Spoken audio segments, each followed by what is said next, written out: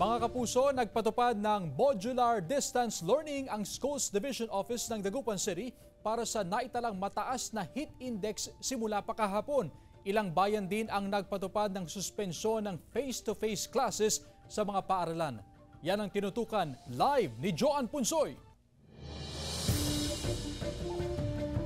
Joan?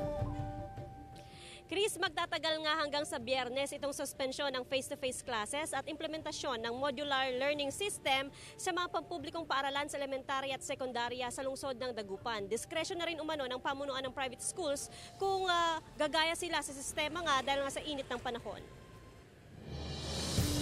Naitala ang 45 degrees Celsius na heat index sa Dagupan City kahapon, pinakamataas sa buong bansa. Nasa ilalim na ito ng danger category ayon sa Pag-asa. Naitala ito alas 4 ng hapon kahapon. Siyempre pag napunta tayo ng tinatawag natin na danger, sabihin nagkakaroon na tayo ng tinatawag natin na head cramp, head confusion, head stroke, yan po yung posibleng mangyari po. Ito rin ang dahilan kung bakit nagdeklara ng suspensyon ng face-to-face classes ang Schools Division Office of Dagupan City simula ngayong araw hanggang sa Biyernes. Modular distance learning ang ipinatutupad sa West Central Elementary School 1 at iba pang pampublikong elementarya at sekundarya sa lungsod. Mga pinagpapawisan, sobrang init kasi at saka nagpapaypay sila.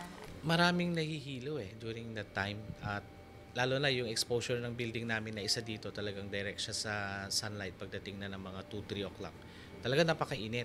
Hindi makasustain yung mga aming mga electric fans. Sa tala ng DepEd Region 1, kabilang din sa mga nagdeklara ng suspensyon ng face-to-face classes ang mga bayan ng Mangaldan, Santa Barbara, Mapandan, Calasiao, San Manuel, Asingan at Santo Tomas, lahat sa probinsya ng Pangasinan.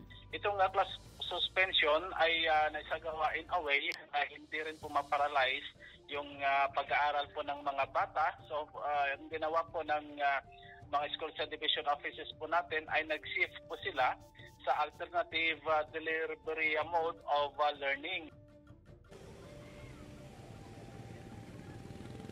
Ilan naman sa mga paaralan sa nabanggit na mga LGU, blended learning itong pinatutupad. Ibig sabihin may mga araw na modular distance learning itong ginagamit at may mga araw naman na naka-schedule yung mga learners na pumasok sa mga eskwelahan para sa face-to-face classes. Samantala ayon na rin sa DepEd quiz, may kapangyarihan ang LGU, ang mga school heads, ang district and division na heads na magdeklara o mag-extend nga ng suspension ng face-to-face classes. Depende pa rin sa sitwasyon sa kanilang lugar. Chris?